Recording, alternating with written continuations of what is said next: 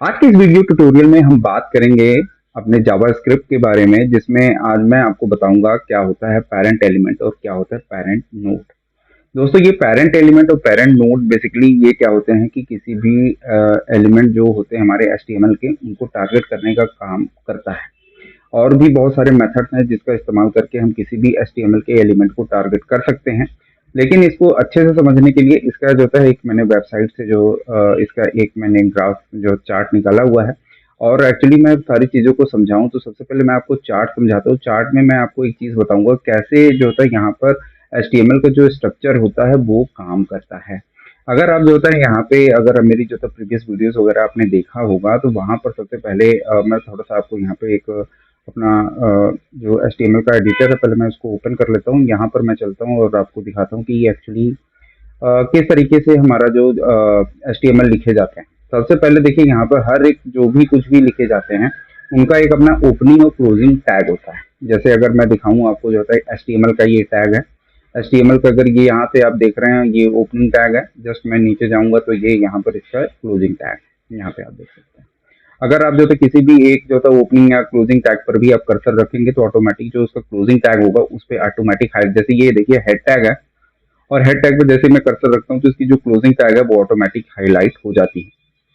अब यहाँ पर जो एक मेन बात है मैं आपको समझाऊं कि जो भी कुछ डेटा, जो भी हम HTML के एलिमेंट लिखे जाते हैं वो इसी ओपनिंग और क्लोजिंग टैग के अंदर ही लिखे जाते हैं। अगर मैं चलूँ आपको जो है यहाँ पे चार्ट में दिखाऊं तो सबसे पहले जो हमारा जो HTML है, मतलब जो हमारा जो डॉम ट्री है, बेसिकली डॉम ट्री का मतलब होता है डॉक्यूमेंट ऑब्जेक्ट मॉड्यूल। अब यहाँ पे क्या होता है कि डॉम ट्री, जब भी हम कोई भी HTML का लिखे जाते हैं वो बेसिकली एक ट्री, डॉम के ट्री के अंदर ही लिखे जाते हैं। कहने का मतलब होता है कि इनके बीच में जो रिलेशनशिप बनता है वो पेरेंट और चाइल्ड का बनता है। अब यहाँ पर मान लीजिए अगर कोई ओपनिंग टैग है, उस ओपनिंग टैग के अंदर अगर आप जो है बहुत सारे एलिमेंट डालते हैं HTML के, जैसे पैराग्राफ टैग, H1 टैग, या फिर अदर जो है डीप डालते हैं किसी एक मेन टैग के अंदर, या फिर आप ऐसे समझ लो कि जैसे ये हेड टैग है। हेड टैग मैंने जस्ट आपको यहाँ पे दिखाया। हेड टैग क्या है, यहाँ पे आप देख रहे हैं ये हेड है, और हेड टैग की यहाँ पे क्लोजिंग है। बेसिकली ये हमारा एक मेन कंटेनर है जिसके अंदर हमने ये कुछ अलग अलग जो था यहाँ पे छोटे छोटे जो मतलब और भी जो एलिमेंट्स हैं उसको हमने इस मेन जो हेड टैग है इसके अंदर ही लिखा हुआ है। तो जो ये हेड है इसको हम बोलेंगे, ये इन बाकी का जो होता है पेरेंट है। तो इनमें जो कहने का मतलब ये है मेरा कि जितने भी इसके अंदर जो भी HTML के एलिमेंट लिखे जाते हैं वो हमेशा इनके बीच जो रिलेशन बनता है वो पेरेंट्स और चाइल्ड का बनता है। और उसके बाद यहाँ पर जो उनके आसपास में रहते हैं, जैसे कि अगर आप ये देख रहे हैं, जैसे ये मेटा टैग है और यहाँ पे नीचे 3 तरीके का मेटा टैग यहाँ पे लिखे हुए हैं। उसके बाद लिंक है, यहाँ पे टाइटल है। तो ये जो है लिंक और टाइटल, ये आपस में सिबलिंग होते हैं, मतलब भाई और बहन। तो कहने का मतलब यही है कि आप जब भी HTML लिखेंगे तो उनके बीच का रिलेशंस आपको समझ में आने चाहिए, और वो समझाने के लिए ही मैंने ये एक वेबसाइट ओपन की है जहां से आप इस चीज़ों को अच्छे से समझ सकते हैं। अब यहाँ पर आप देख रहे हैं कि एक HTML टैग है। HTML है जो सबसे मेन है, जो आप यहाँ पे सबसे ऊपर में देख सकते हैं कि सबसे पहला जो टैग आता है वो है HTML टैग। और वो जो टैग होता है, मतलब हर एक टैग की अपनी ओपनिंग और क्लोजिंग होती है। तो HTML टैग के अंदर ही हेड टैग है और हेड के अंदर ही बॉडी टैग है। अगर आप हेड को देखेंगे तो हेड टैग की जो ओपनिंग और क्लोजिंग है उसके अंदर जो है मेटा टैग और लिंक टैग और टाइटल टैग लिखे हुए हैं। तो कहने का मतलब मेरा ये है कि जो ये ऊपर में जो है ये आपका पेरेंट कहलाएगा, किसका, हेड और बॉडी का। देन इसी तरीके से टाइटल यहाँ पे टैग है, जो ये टाइटल टैग आप देख रहे हैं, टाइटल भी जो होता है का जो पेरेंट होगा वो कौन होगा, हेड होगा। इसी तरीके से जो बॉडी के अंदर जो होता है यहाँ पे 2 टैग दिए हुए हैं, एक है S2 और एक है पैराग्राफ। तो S2 और जो पैराग्राफ है ये क्या है, ये जो इसका जो पेरेंट होगा वो होगा बॉडी, और ये H2 और यहाँ पे जो P है ये आपस में होंगे सिबलिंग। तो कहने का मतलब यही है कि आपको ये थोड़ा सा स्ट्रक्चर आपको अच्छे से समझ में आनी चाहिए, किसको हम कहेंगे पेरेंट कहेंगे, किसको हम सिबलिंग्स कहेंगे, या किसको जो यहाँ पे इसी तरीके से आपको नेक्स्ट सिबलिंग और प्रीवियस सिबलिंग, ये सब भी अभी आगे चीजें मैं आपको समझाऊंगा। लेकिन अभी आपको ये समझना है कि ये डॉम ट्री काम कैसे करता है, किस तरीके से ये एक दूसरे के साथ रिलेटेड होते हैं।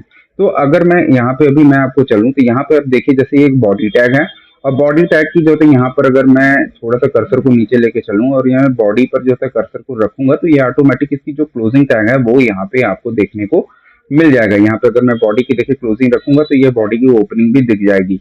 लेकिन बॉडी का जो मतलब अब यहाँ पर आप एक चीज समझिएगा कि जो बॉडी की ओपनिंग और बॉडी की जो क्लोजिंग है उसके अंदर भी कई सारे जो है यहाँ पर HTML के एलिमेंट हैं। अब यहाँ पर एक डिव है।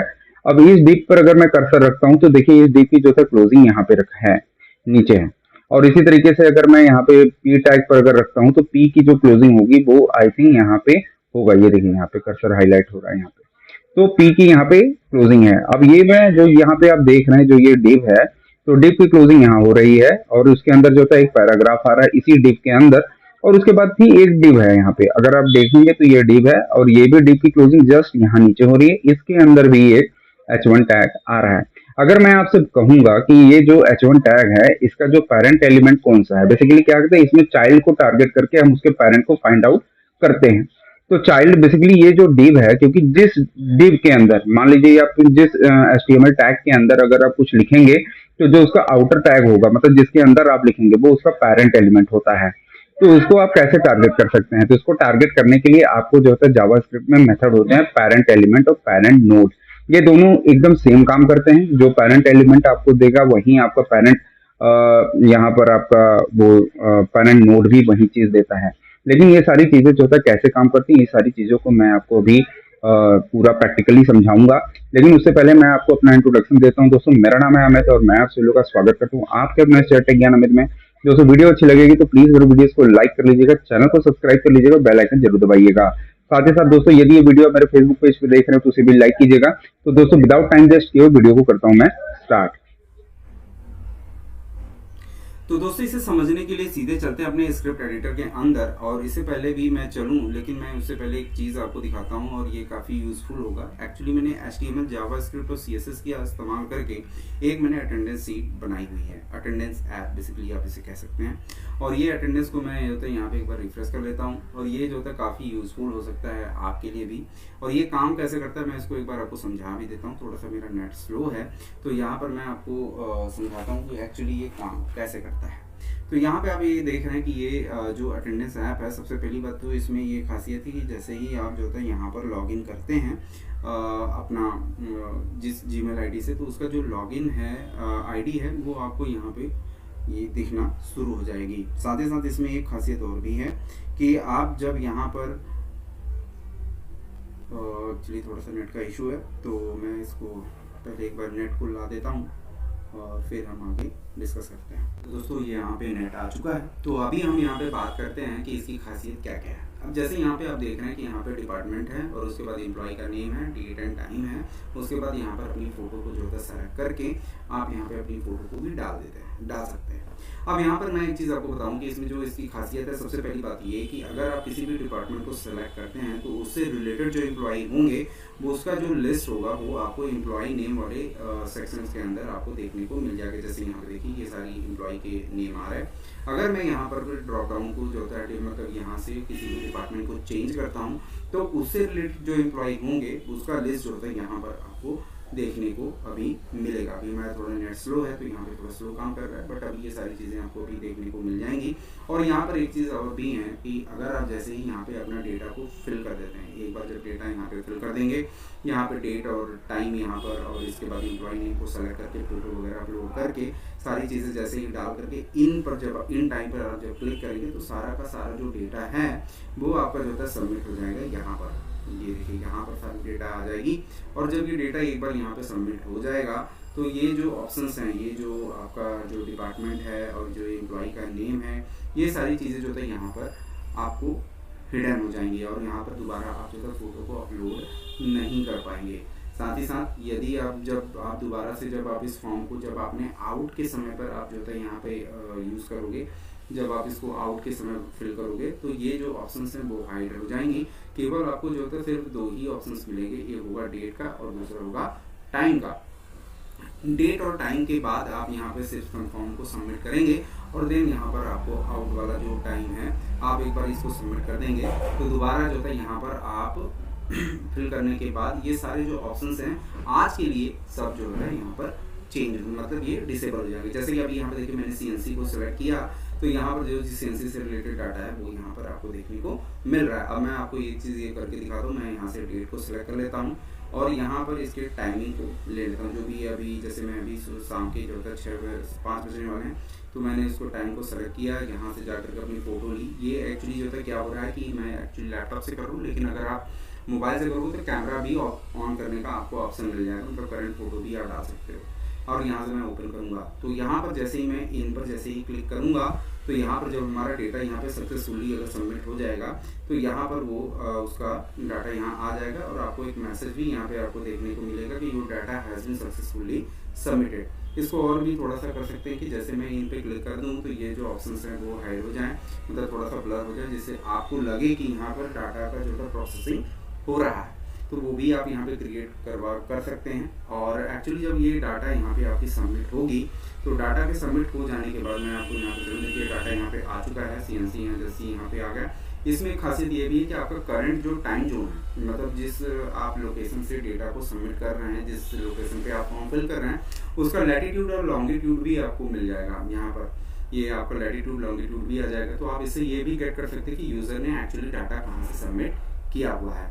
तो यहाँ पे आप चलते हैं, मैं अपने स्क्रीन जो है आता हूँ, ये देखिए डेटा सक्सेसफुली सबमिटेड हो चुका है। मैं यहाँ पे ओके पे क्लिक करता हूँ तो ये देखिए ये जो सारे ऑप्शन है, डिपार्टमेंट का, एम्प्लॉय नेम और ये सारे जो फोटो के ऑप्शन, देखिए मैं क्लिक कर रहा हूँ, कुछ भी यहाँ पे नहीं हो रहा। अगर मैं इन टाइम पे भी क्लिक करूँगा ना तो भी यहाँ पर आपको जो है कुछ भी ये काम नहीं करेगा। यहाँ पे मैं क्लिक करूँगा तो कोई भी डाटा यहाँ पे नहीं आया। और यहाँ पर अगर मैं दोबारा चलता हूँ, जैसे मान लीजिए आपने इन टाइम यहाँ पर फिल कर दिया है, अगर आप चाहते हो कि इसको आउट करना है, अगर आज आपने आपको आउट करना है तो यहाँ पर आपको जाना है, जो आउट का टाइम होगा वहाँ पे अपना तारीख को सेलेक्ट करना है और उसके बाद यहाँ पे आपको टाइम यहाँ पे दे देना है। और उसके बाद जब यहाँ से आप आउट टाइम को भी जब यहाँ पे फिल कर देंगे तो ये जो ऑप्शंस हैं, ये सारे जो ऑप्शंस हैं आज के लिए सारे हाइड हो जाएंगे। मतलब आज का आपका जो अटेंडेंस फिल करने का जो प्रोसीजर था वो पूरा कंप्लीट हो जाएगा। और जब डाटा यहाँ सक्सेसफुली देखिए सबमिट हो चुका है तो यहाँ पे ओके आ चुका है और ये देखिए सारे जो ऑप्शंस हैं वो आपको यहाँ से डिसेबल हो चुके हैं। ये ऑप्शंस आपको नेक्स्ट डे फिर से आपको ओपन मिलेंगे, मतलब आप फिर से दोबारा यहाँ पे आप डाटा को फिल कर सकते हैं। और ये एग्जैक्टली वहीं जा करके और उन्हीं का जो डाटा है वो यहाँ पर आप देख सकते हैं, उसका इन और आउट टाइम यहाँ पर फिल हो चुका है। मैं इसकी हेडिंग भी दिखाता हूँ, ये देखिए आउट डेट और आउट टाइम। तो यहाँ से इस तरीके से आप ये अटेंडेंस काम करता है और इसको आप जो है इस्तेमाल करके आप किसी भी यूज़र का लोकेशंस वगैरह भी गेट करवा सकते हैं। आई होप आपको ये थोड़ा सा ठीक लगा होगा। और हम चलते सीधे अपने टॉपिक की तरफ। और यहाँ पर जैसे मैं स्क्रिप्ट एडिटर के अंदर चलता हूँ और जैसे कि मैंने अभी आपको समझाया कि यहाँ पर ये जो अभी आप यहाँ पे देख रहे हैं कि अब मैंने आपको स्टार्टिंग में बताया मैंने बाउंड्री क्या होती है और किस तरीके से ये पेरेंट और चाइल्ड का जो रिलेशनशिप होता है वो क्या है। तो अगर यहाँ पे आप देखें तो अगर यहाँ पे जैसे मैं अगर ट्रिक की कोई भी जो एलिमेंट के HTML के एलिमेंट होते हैं, जो भी टैग वगैरह लगाते हैं, उसके हर एक की अपनी एक ओपनिंग और क्लोजिंग टैग होती है मोस्टली। तो अगर आप यहाँ जैसे ये डीप टैग है, अगर मैं डीप पे क्लोज करूँ तो उसकी जो क्लोजिंग टैग है वो यहाँ पे हाईलाइट हो रही है। और इसी तरीके से अगर मैं यहाँ डीप में जाता हूँ, अगर इसकी जो होता है ओपनिंग पर क्लिक करता हूँ तो उसकी क्लोजिंग भी नीचे मुझे देखने को मिल रहा है। और इस डीप टैग की ओपनिंग और क्लोजिंग के अंदर भी एक जो होता है HTML का एलिमेंट है जो कि है H1 टैग। अगर आप जो होता है यहाँ पर ये चाहते हैं कि अगर आप किसी भी जैसे ये जो H1 है तो मैं इसको एक आईडी एक्चुअली प्रोवाइड कर देता हूँ जिससे मुझे इसको टारगेट करने में आसानी हो। और मैं यहाँ पर लिख देता हूँ हेडर, यहाँ मैं लिख दिया हेडर। और हेडर को जैसे ही मैं सेव कर देता हूँ और यहाँ पर मैं चलता हूँ एक्चुअली, और यहाँ पर एक्चुअली यहाँ पर ये चेंज हो चुका है। मैं थोड़ा सा अपना जो फोल्डर है मैं उसको पहले गेट के यहाँ पे ला देता हूँ और इसके लिए मैं चलता हूँ, मिनिमाइज करता हूँ एक बार। और ये एक्चुअली जो मैंने फाइल बनाई हुई है वो मैंने डी ड्राइव में बनाया हुआ है और डी ड्राइव में इसके अंदर विष्णु नाम का जो हमने फाइल बनाया उसके अंदर लिखा हुआ। तो मैं इसको ओपन कर लेता हूँ, ओपन विथ कोड। और ये तो बेसिकली यही हमारा जो मैंने आपको यहाँ पे दिखाया हुआ था कि ये हमने जो आपको स्टार्टिंग में दिखाया था वो एक्चुअली यही है। तो अब यहाँ पर जैसे कि मैंने आपको बताया कि हेडर है, हेडर जो है ये हमारा जो डिव है जिसका आईडी है सेकंड, उसके अंदर अगर मैं ये देखना चाहूँ कि जो इसका जो ये जो हेडर है जो सेकंड नाम का जो यहाँ पे आपका div है, ये बेसिकली पेरेंट है किसका, ये हमारा h1 टैग का पेरेंट है, क्योंकि ये जो h1 है बेसिकली किसके अंदर है, इस div के अंदर है। और अगर मैं आपको बताऊं, अगर ये जो पेरेंट है div जो जिसकी आईडी सेकंड है, इसका जो चाइल्ड है वो कौन सा है, h1, आप ऐसे भी कर सकते हैं। तो इसको एक्चुअली आप टारगेट कैसे कर सकते हैं, जैसे कि मैं हेडर को टारगेट करते हुए मैं ये पता करना चाहता हूँ कि इस हेडर का पेरेंट कौन है। तो अगर आप यहाँ पे लिखोगे तो मैं इसके लिए एक वेरिएबल लेता हूँ लेट elm, और elm के अंदर आप जो होता है यहाँ पे लिखेंगे document dot gate element by ID, और आईडी के अंदर आपको देना है हेडर जैसे मैंने लिखा उसके बाद डॉट लिखा पेरेंट एलिमेंट, यहाँ पे लिखा पेरेंट एलिमेंट, और मैं कंसोल में कर देता हूँ elm कंसोल डॉट लॉग, और यहाँ पे मैंने लिखा elm यहाँ पे, और मैं इसको सेव कर लेता हूँ और मैं चलता हूँ अपने यहाँ पर वेब ब्राउज़र के अंदर, और इसका जो ब्राउज़र है मैं एक्चुअली इसको ओपन कर लेता हूँ एक बार, वो लाइव कर लेता हूँ एक बार।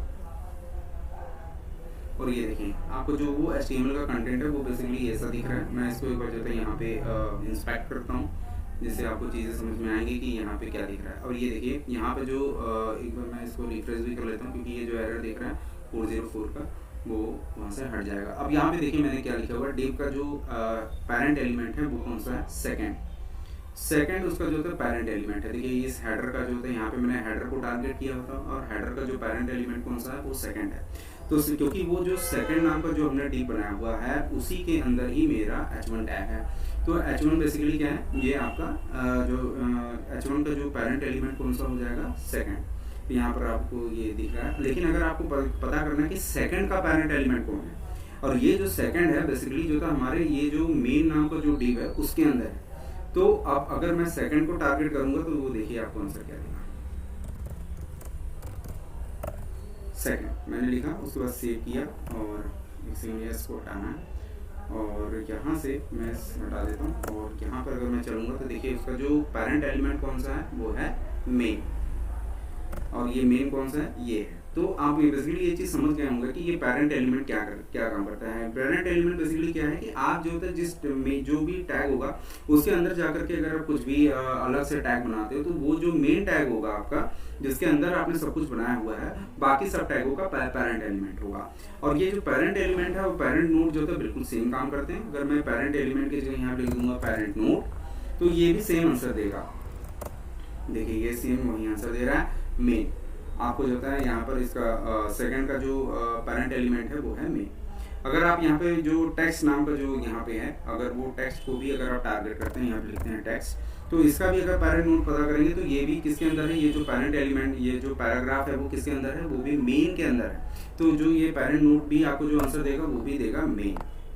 तो इस तरीके से आप जो है यहाँ पर इसको टारगेट कर सकते हैं। और टारगेट करने के बाद आप इसकी जो भी अगर आप कुछ करना चाहते हैं तो वो भी आप यहाँ पे कर सकते हैं। टारगेट करने के बाद जैसे जो elm मान लीजिए इसकी मुझे स्टाइलिंग करनी है, elm dot style dot background, यहाँ पे आप लिख सकते हैं इसके जो तो बैकग्राउंड की कलर, या फिर यहाँ पे कलर ही डायरेक्ट लिख दीजिए कलर। और कलर को अगर आप चाहते हैं यहाँ पर रेड करना चाहते हैं तो यहाँ पे आप रेड कर दीजिए, वो भी किसके अंदर, सिंगल इन्वर्टेड कॉमा के अंदर। ये चीज़ मैंने या डबल इन्वर्टेड कॉमा के अंदर मैंने स्टाइल नाम का जो जावास्क्रिप्ट प्रॉपर्टी वो भी मैंने आपको बताया हुआ था। तो अगर मैं इसको सेव करूँगा तो ये जो टेक्स्ट है जो इसका जो इसके अंदर आ रहा है, मेन टैग के अंदर जो टेक्स्ट होगा उसका कलर क्या हो जाएगा, रेड हो जाएगा। देखिए यहाँ पर रेड हो गया। तो चीज़ों को आप टारगेट करके उसकी जो भी आप चाहें, जो भी उसके अंदर चेंजेस वगैरह करना चाहें वो भी आप कर सकते हैं।